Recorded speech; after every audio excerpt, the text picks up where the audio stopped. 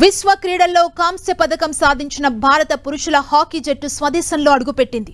ఢిల్లీ విమానాశ్రయంలో హాకీ టీంకి క్రీడాభిమానులు, అధికారులు ఘన స్వాగతం పలికారు. టీంలోని ప్రతి ఆటగాడికి పూలదండ వేసి వెల్కమ్ పలికారు. అభిమానుల కోలాహలం మధ్య డాన్సులు చేస్తూ సందడి చేసింది భారత హాకీ జట్టు. Captain Harmanpreet Singh double గోల్తో స్పెయిన్ ని ఓడించి చరిత్ర సృష్టించారు. పారిస్ ఒలింపిక్స్ లో దేశానికి 4వ మెడల్ అందించడంతో పాటు 52 ఏళ్ల తర్వాత ఒలింపిక్స్ లో వరుసగా రెండోసారి కంచు మోత మోగించింది. ఒలింపిక్స్ లో దేశానికి పతకం సాధించడం ఎంతో గర్వంగా ఉందన్నారు hockey team captain Harmanpreet Singh. జట్టుకు అండగా నిలిచిన భారతీయులకు, అభిమానులకు ధన్యవాదాలు తెలిపారు. పతకాన్ని జాతికి అంకితం చేస్తున్నానని చెప్పారు India hockey team captain Harmanpreet Singh.